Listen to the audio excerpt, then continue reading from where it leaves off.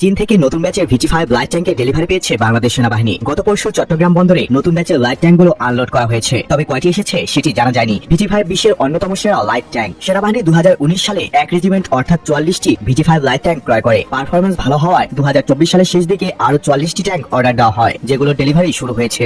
মূলত ডক্টর ইউনূসের চীন সফরে এই চুক্তি স্বাক্ষরিত হয়, আর এর মাত্র 1.5 বছরে ডেলিভারি শুরু করেছে চীন। এ নিয়ে বাংলাদেশের VT5 ট্যাঙ্ক হবে 88টি বা 2 রেজিমেন্ট। বাংলাদেশের ভৌগোলিক অবস্থার ভিত্তিতে বাংলাদেশ ট্যাঙ্কের জন্য মরণক্ষেত্র ছাড়া কিছুই না, হয় কাদায় আটকে যাবে, না হয় পানিতে ডুবে যাবে। আলেকজান্ডার দ্য গ্রেটও এই দেশের নদী দেখে পালিয়ে গেছে, তাই বাংলাদেশের ট্যাঙ্ক বহরকে হয় হালকা হতে হবে, না হয় আকাশে উঠতে বা পানিতে চলতে পারতে হবে। অনেকের একটা ধারণা যে দামি সমরাস্ত্র যদি ক্রয় করি তাহলে এগুলো যুদ্ধের সময় ভালো পারফর্ম করবে, কিন্তু দামি এবং কোয়ালিটিফুল অস্ত্র হওয়ার চেয়েও গুরুত্বপূর্ণ যে বিষয়টি হলো সেটা আপনার দেশের আবহাওয়া এবং ভূপ্রকৃতির সাথে খাপ খায় কিনা। যেমন মধ্যপ্রাচ্যে ভালো পারফর্ম করা M16 রাইফেল ভিয়েতনাম যুদ্ধে জ্যাম হয়ে যায়, কারণ হচ্ছে ভিয়েতনামের বৃষ্টিময় ও কাদাযুক্ত ট্রপিক্যাল আবহাওয়া। বাংলাদেশ সেনাবাহিনীর সাধারণ প্রয়োজন মেটানো এবং ল্যান্ড অপারেশন পরিচালনার জন্য VT5 পারফেক্ট। এগুলো যেমন হালকা তেমনি গতিশীল, কাদামাটিতে চলাচলের পাশাপাশি সরু রাস্তায় দ্রুত চলাচল করতে পারবে। আবার ছোটখাটো আকৃতির হলেও ফায়ার পাওয়ারও বেশ ভালো। নরম মাটি আর পলিমাটি ছাড়াও এগুলো কক্সবাজার, সিলেট, ময়মনসিংহ, পঞ্চগড়ের মতো যেখানে ছোট পাহাড় বা টিলা রয়েছে সেখানেও ভালো পারফর্ম করবে। সূত্রে জানা যায় কমান্ডারের ইন্টিগ্রেট পেরিফেরিয়াল সাইড গ্লাস সজ্জিত VT5 লাইট ট্যাঙ্ক দক্ষিণ এশিয়ায় এই প্রথম।